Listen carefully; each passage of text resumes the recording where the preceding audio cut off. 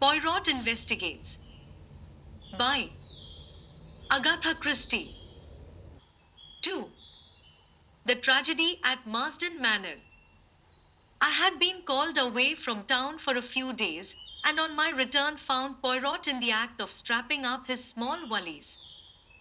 "La bonjour, Hastings. I feared you would not have returned in time to accompany me." "You are called away on a case, then?" "Yes, though I am bound to admit that, on the face of it, the affair does not seem promising. The Northern Union Insurance Company have asked me to investigate the death of a Mr. Maltravers who a few weeks ago insured his life with them for the large sum of £50,000. "Yes," I said, much interested. "There was, of course, the usual suicide clause in the policy. In the event of his committing suicide within a year, the premiums would be forfeited. Mr. Maltravers was duly examined by the company's own doctor, and although he was a man slightly past the prime of life, was passed as being in quite sound health. However, on Wednesday last, the day before yesterday, the body of Mr. Maltravers was found in the grounds of his house in Essex, Marsdon Manor, and the cause of his death is described as some kind of internal hemorrhage.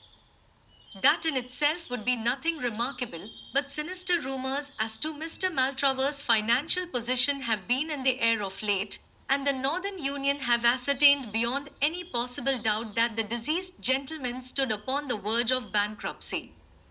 Now that alters matters considerably. Maltravers had a beautiful young wife, and it is suggested that he got together all the ready money he could for the purpose of paying the premiums on a life insurance for his wife's benefit, and then committed suicide. Such a thing is not uncommon. In any case, my friend Alfred Wright, who is a director of the Northern Union, has asked me to investigate the facts of the case, but, as I told him, I am not very hopeful of success. If the cause of the death had been heart failure, I should have been more sanguine. Heart failure may always be translated as the inability of the local GP to discover what his patient really did die of, but a hemorrhage seems fairly definite. Still, we can but make some necessary inquiries. 5 minutes to pack your bag, Hastings, and we will take a taxi to Liverpool Street. About an hour later, we alighted from a Great Eastern train at the little station of Marsdon Leigh. Inquiries at the station yielded the information that Marsdon Manor was about a mile distant. Poirot decided to walk, and we betook ourselves along the main street. "What is our plan of campaign?" I asked. "First, I will call upon the doctor. I have ascertained that there is only one doctor in Marsdon Leigh, Dr. Ralph Bernard. Here we are at his house." The house in question was a kind of superior cottage, standing back a little from the road. A brass plate on the gate bore the doctor's name. We passed up the path and rang the bell. We proved to be fortunate in our call. It was the doctor's consulting hour, and for the moment there were no patients waiting for him. Dr. Bernard was an elderly man, high-shouldered and stooping, with a pleasant vagueness of manner. Poirot introduced himself and explained the purpose of our visit, adding that insurance companies were bound to investigate fully in a case of this kind. Of course," said Dr. Bernard vaguely. "I suppose, as he was such a rich man, his life was insured for a big sum." "You consider him a rich man, doctor?" The doctor looked rather surprised. "Was he not? He kept 2 cars, you know, and Marsdon Manor is a pretty big place to keep up, although I believe he bought it very cheap."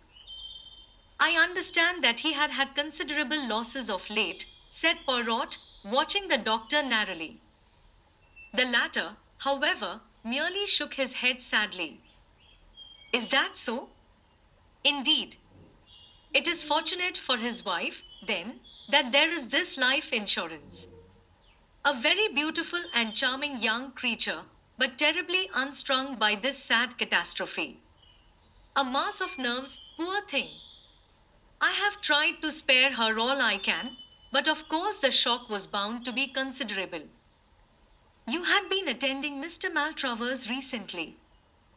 My dear sir, I never attended him. What? I understand Mr. Maltravers was a Christian Scientist, or something of that kind. But you examined the body. Certainly. I was fetched by one of the undergardeners. And the cause of death was clear. Absolutely. There was blood on the lips, but most of the bleeding must have been internal. Was he still lying where he had been found? Yes, the body had not been touched. He was lying at the edge of a small plantation. He had evidently been out shooting rooks. A small rook rifle lay beside him.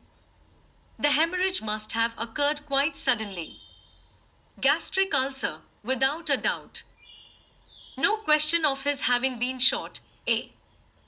My dear sir, I demand pardon, said Poirot humbly.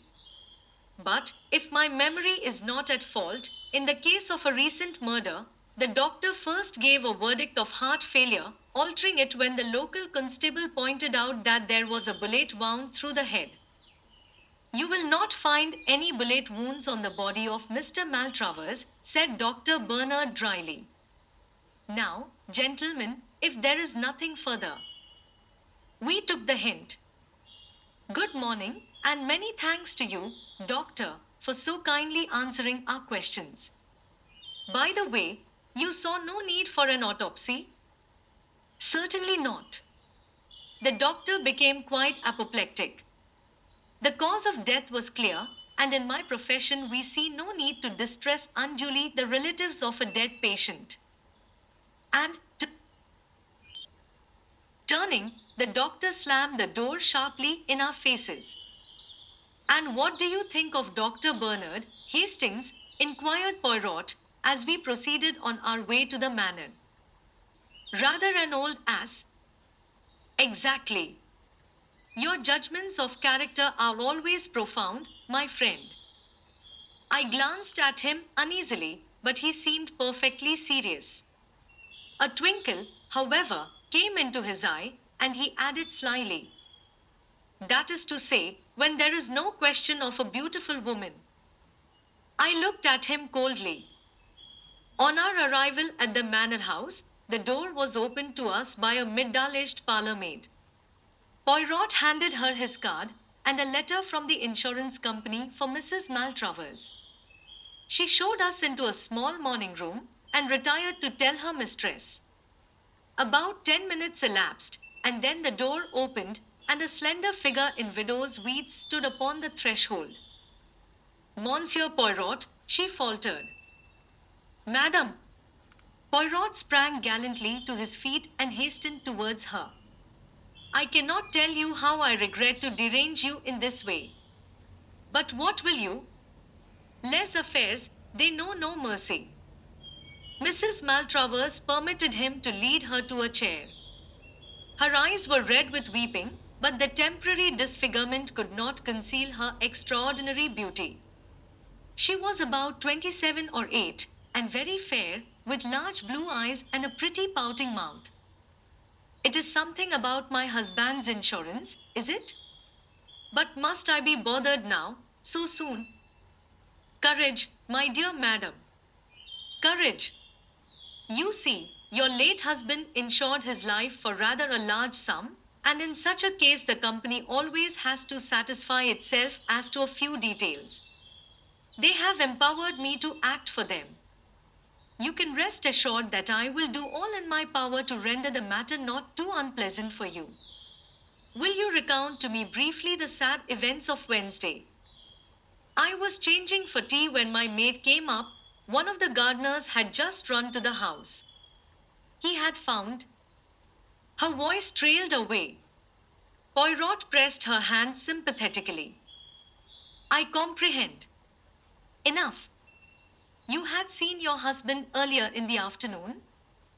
Not since lunch. I had walked down to the village for some stamps, and I believe he was out pottering round the grounds. Shooting rooks, eh? Yes, he usually took his little rook rifle with him, and I heard one or two shots in the distance. Where is this little rook rifle now? In the hall, I think. She led the way out of the room and found and handed the little weapon to Poirot, who examined it cursorily. Two shots fired, I see, he observed as he handed it back. And now, madam, if I might see. He paused delicately. The servant shall take you, she murmured, averting her head. The parlour maid, summoned, led Poirot upstairs. I remained with the lovely and unfortunate woman. It was hard to know whether to speak or remain silent. I essayed one or two general reflections to which she responded absently, and in a very few minutes Poirot rejoined us. I thank you for all your courtesy, madam. I do not think you need be troubled any further with this matter. By the way, do you know anything of your husband's financial position? She shook her head. Nothing whatever. I am very stupid over business things. I see. Then you can give us no clue as to why he suddenly decided to insure his life? He had not done so previously, I understand. Well, we had only been married a little over a year. But as to why he insured his life, it was because he had absolutely made up his mind that he would not live long. He had a strong premonition of his own death. I gather that he had had one hemorrhage already, and that he knew that another one would prove fatal. I tried to dispel these gloomy fears of his, but without avail. Alas, he was only too right. Tears in her eyes, she bade us a dignified farewell. Poirot made a characteristic gesture as we walked down the drive together. Eh bien, that is that. Back to London, my friend, there appears to be no mouse in this mouse hole. And yet what? A slight discrepancy, that is all. You noticed it? You did not? Still, life is full of discrepancies, and assuredly the man cannot have taken his own life. There is no poison that would fill his mouth with blood.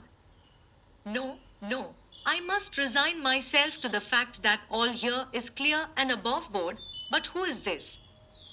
A tall young man was striding up the drive towards us. He passed us without making any sign, but I noted that he was not ill-looking, with a lean, deeply bronzed face that spoke of life in a tropic clime. A gardener who was sweeping up leaves had paused for a minute in his task, and Poirot ran quickly up to him. Tell me, I pray you, who is that gentleman? Do you know him? I don't remember his name, sir, though I did hear it. He was staying down here last week for a night. Tuesday, it was. Quick, mon ami, let us follow him. We hastened up the drive after the retreating figure. A glimpse of a black-robed figure on the terrace at the side of the house, and our quarry swerved and we after him, so that we were witnesses of the meeting. Mrs. Maltravers almost staggered where she stood, and her face blanched noticeably. You, she gasped. I thought you were on the sea, on your way to East Africa. I got some news from my lawyers that detained me, explained the young man. My old uncle in Scotland died unexpectedly and left me some money. Under the circumstances, I thought it better to cancel my passage. Then I saw this bad news in the paper, and I came down to see if there was anything I could do. You'll want someone to look after things for you a bit, perhaps. At that moment, they became aware of our presence. Poirot stepped forward, and with many apologies explained that he had left his stick in the hall. Rather reluctantly, it seemed to me, Mrs. Maltravers made the necessary introduction. Monsieur Poirot, Captain Black. A few minutes' chat ensued, in the course of which Poirot elicited the fact that Captain Black was putting up at the Anchor Inn.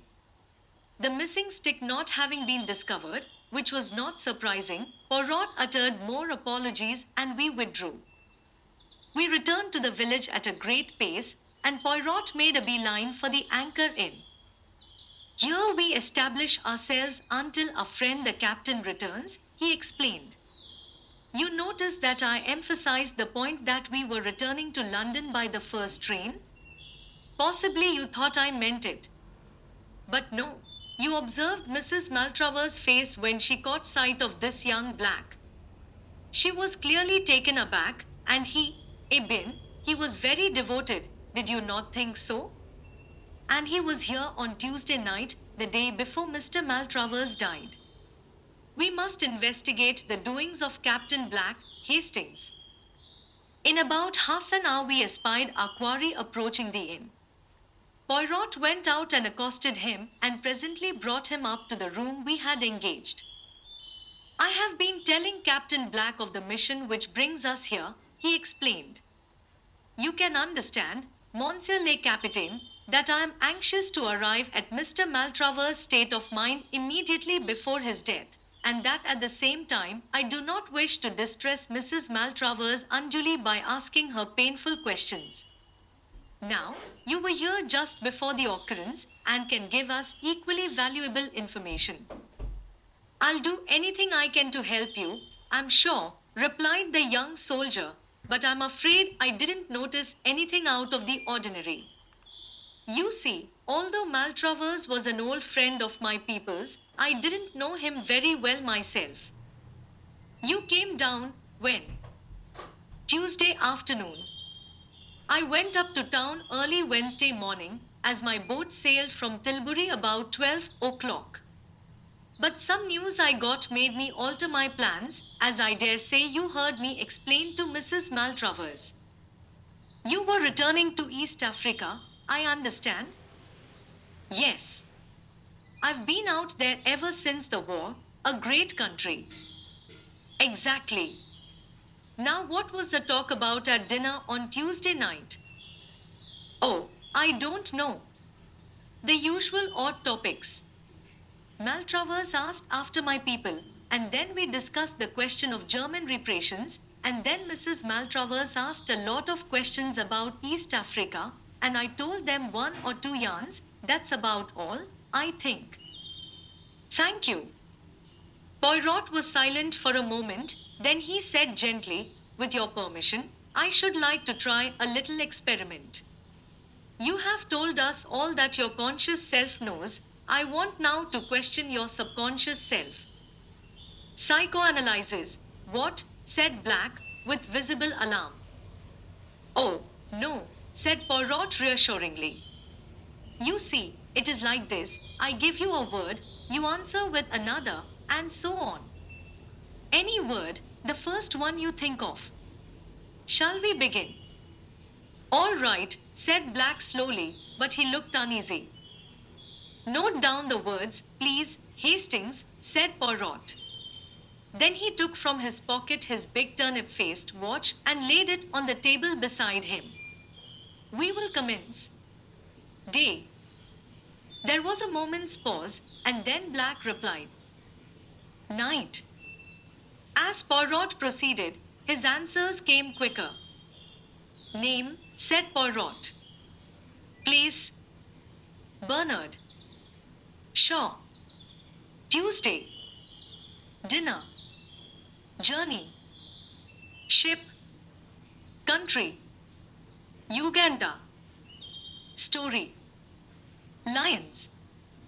Rook rifle. Farm. Shot. Suicide. Elephant. Tusks. Money. Lawyers. Thank you, Captain Black.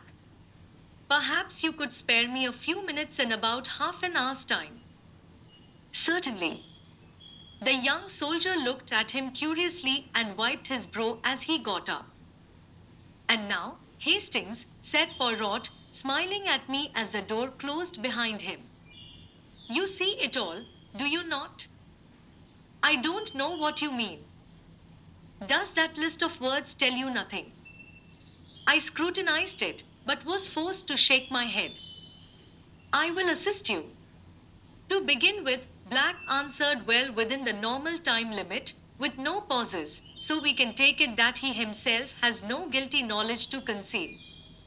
Day to night and place to name are normal associations. I began work with Bernard, which might have suggested the local doctor had he come across him at all. Evidently, he had not. After our recent conversation, he gave dinner to my Tuesday, but journey and country were answered by ship and Uganda, showing clearly that it was his journey abroad that was important to him and not the one which brought him down here. Story recalls to him one of the lion stories he told at dinner. I proceed to Rook Rifle, and he answered with the totally unexpected word farm. When I say shot, he answers at once suicide. The association seems clear. A man he knows committed suicide with a rook rifle on a farm somewhere. Remember, too, that his mind is still on the stories he told at dinner, and I think you will agree that I shall not be far from the truth if I recall Captain Black and ask him to repeat the particular suicide story which he told at the dinner table on Tuesday evening. Black was straightforward enough over the matter. Yes, I did tell them that story now that I come to think of it. Chap shot himself on a farm out there. Did it with a rook rifle through the roof of the mouth, bullet lodged in the brain. Doctors were no end puzzled over it, there was nothing to show except a little blood on the lips. But what? What has it got to do with Mr. Maltravers? You did not know, I see, that he was found with a rook rifle by his side. You mean my story suggested to him? Oh, but that is awful. Do not distress yourself, it would have been one way or another. Well, I must get on the telephone to London. Poirot had a lengthy conversation over the wire and came back thoughtful. He went off by himself in the afternoon, and it was not till 7 o'clock that he announced that he could put it off no longer, but must break the news to the young widow. My sympathy had already gone out to her unreservedly. To be left penniless, and with the knowledge that her husband had killed himself to assure her future, was a hard burden for any woman to bear. I cherished a secret hope, however, that young Black might prove capable of consoling her after her first grief had passed. He evidently admired her enormously. Our interview with the lady was painful. She refused vehemently to believe the facts that Poirot advanced, and when she was at last convinced, broke down into bitter weeping. An examination of the body turned our suspicions into certainty. Poirot was very sorry for the poor lady, but, after all, he was employed by the insurance company, and what could he do? As he was preparing to leave, he said gently to Mrs. Maltravers, "Madam, you of all people should know that there are no dead." "What do you mean?" she faltered, her eyes growing wide. "Have you never taken part in any spiritualistic seances? You are mediumistic, you know." "I have been told so." "But you do not believe in spiritualism, surely?" "Madam, I have seen some strange things. You know that they say in the village that this house is haunted." She nodded, and at that moment the parlour-maid announced that dinner was ready. "Won't you just stay and have something to eat?" We accepted gratefully, and I felt that our presence could not but help distract her a little from her own griefs. We had just finished our soup when there was a scream outside the door and the sound of breaking crockery. We jumped up. The parlour-maid appeared, her hand to her heart. It was a man, standing in the passage. Poirot rushed out, returning quickly. "There is no one there." "Isn't there, sir?" said the parlour-maid weakly. Oh, it did give me a start. "But why?" She dropped her voice to a whisper. I thought it was the master. It looked like I am." I saw Mrs. Maltravers give a terrified start, and my mind flew to the old superstition that a suicide cannot rest. She thought of it too, I am sure, for a minute later, she caught Poirot's arm with a scream. Didn't you hear that? Those three taps on the window? That's how he always used to tap when he passed round the house. The ivy, I cried. It was the ivy against the pane. But a sort of terror was gaining on us all. The parlour maid was obviously unstrung, and when the meal was over, Mrs. Maltravers besought Poirot not to go at once. She was clearly terrified to be left alone. We sat in the little morning room. The wine was getting up and moaning round the house in an airy fashion.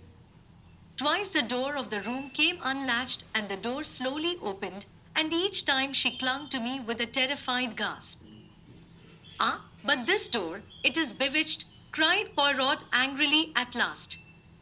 He got up and shut it once more, then turned the key in the lock. I shall lock it, so. Don't do that, she gasped, if it should come open now. And even as she spoke, the impossible happened. The locked door slowly swung open. I could not see into the passage from where I sat, but she and Poirot were facing it. She gave one long shriek as she turned to him. You saw him? There in the passage, she cried. He was staring down at her with a puzzled face, then shook his head. I saw him, my husband, you must have seen him too. Madam, I saw nothing. You are not well, unstrung? I am perfectly well, oh God. Suddenly, without any warning, the lights quivered and went out. Out of the darkness came three loud raps. I could hear Mrs. Maltravers moaning. And then, I saw. The man I had seen on the bed upstairs stood there facing us, gleaming with a faint ghostly light. There was blood on his lips, and he held his right hand out, pointing. Suddenly, a brilliant light seemed to proceed from it. It passed over Poirot and me, and fell on Mrs. Maltravers. I saw her white, terrified face, and something else. My God, Poirot! I cried. Look at her hand, her right hand. It's all red. Her own eyes fell on it, and she collapsed in a heap on the floor. Blood, she cried hysterically. Yes, it's blood. I killed him. I did it. He was showing me, and then I put my hand on the trigger and pressed. Save me from him, save me. He's come back. Her voice died away in a gurgle. Lights, said Poirot briskly. The lights went on as if by magic. That's it, he continued. You heard Hastings? And you, Everett? Oh, by the way, this is Mr. Everett, rather a fine member of the theatrical profession. I phoned to him this afternoon. His makeup is good, isn't it? Quite like the dead man, and with a pocket torch and the necessary phosphorescence, he made the proper impression. I shouldn't touch her right hand if I were you, Hastings. Red paint marks so. When the lights went out, I clasped her hand, you see. By the way, we mustn't miss our train. Inspector Japp is outside the window. A bad night, but he has been able to while away the time by tapping on the window every now and then. You see, continued Poirot, as we walked briskly through the wind and rain, there was a little discrepancy. The doctor seemed to think the deceased was a Christian Scientist, and who could have given him that impression but Mrs. Maltravers? But to us she represented him as being in a grave state of apprehension about his own health. Again, why was she so taken aback by the reappearance of young Black? And lastly, although I know that convention decrees that a woman must make a decent pretense of mourning for her husband, I do not care for such heavily rouged eyelids. You did not observe them, Hastings? No? As I always tell you, you see nothing. Well, there it was. There were the two possibilities. Did Black's story suggest an ingenious method of committing suicide to Mr. Maltravers, or did his other listener, the wife, see an equally ingenious method of committing murder? I incline to the latter view. To shoot himself in the way indicated, he would probably have had to pull the trigger with his toe, or at least so I imagine. Now, if Maltravers had been found with one boot off, we should almost certainly have heard of it from someone. An odd detail like that would have been remembered. No, as I say, I incline to the view that it was a case of murder, not suicide, but I realized that I had not a shadow of proof in support of my theory. Hence the elaborate little comedy you saw played tonight. Even now, I don't quite see all the details of the crime. I said, let us start from the beginning. Here is a shrewd and scheming woman who, knowing of her husband's financial debacle and tired of the elderly maid she has only married for his money, induces him to insure his life for a large sum, and then seeks for the means to accomplish her purpose. An accident gives her that, the young soldier's strange story. The next afternoon, when Monsieur le Capitaine, as she thinks, is on the high seas, she and her husband are strolling round the grounds. What a curious story that was last night, she observes. Could a man shoot himself in such a way? Do show me if it is possible. The poor fool, he shows her. He places the end of the rifle in his mouth. She stoops down and puts her finger on the trigger, laughing up at him. And now, sir, she says saucily, supposing I pull the trigger. And then, Hastings, she pulls it.